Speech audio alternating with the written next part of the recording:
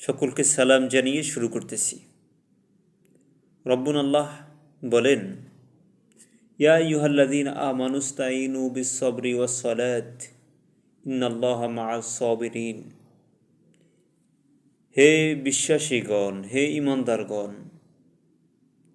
তোমরা ধৈর্য এবং আমানুস্তাঈনু বিস-সাবর ওয়াস-সালাত, তোমরা ধৈর্য এবং সলাতের মাধ্যমে আল্লাহর নিকট সাহায্য প্রার্থনা করো, সাহায্য চাও।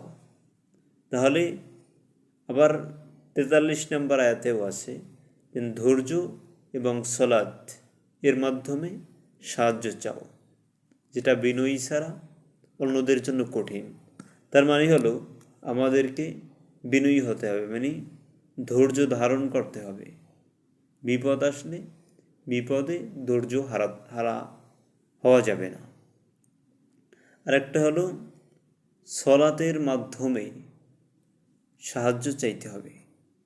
যেমন সলাতের মাধ্যমে রব্বানা আতিনা ফিদ দুনিয়া হাসানা ওয়া ফিল আখিরাতি হাসানা, রব্বানা, হে আমার রব, হে আমাদের রব, হে আমাদের প্রতিপালক, আতিনা ফিদ দুনিয়া, আপনি দুনিয়াতে আমাদেরকে দান করেন, হাসানা কল্যাণ, প্রভূত কল্যাণ দান করেন, অফিল আখিরাতে হাসানা, আখিরাতে কল্যাণ দান করেন, ওকিনা আযাবান নার, জাহান্নামের আযাব থেকে রক্ষা করুন।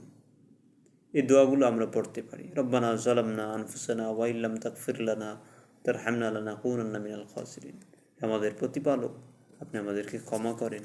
যালামনা আনফুসানা, নিজের নফসের প্রতি জুলুম করেছি, আপনি যদি ক্ষমা না করেন তাহলে আমরা ক্ষতিগ্রস্তদের অন্তর্ভুক্ত হয়ে যাব। তাহলে আমরা এইভাবে আল্লাহর কাছে চাইতে পারি সলাতের ভিতরে, সলাতের মাধ্যমে। আল্লাহ তাআলা সেই তৌফিক দারাজ করুক।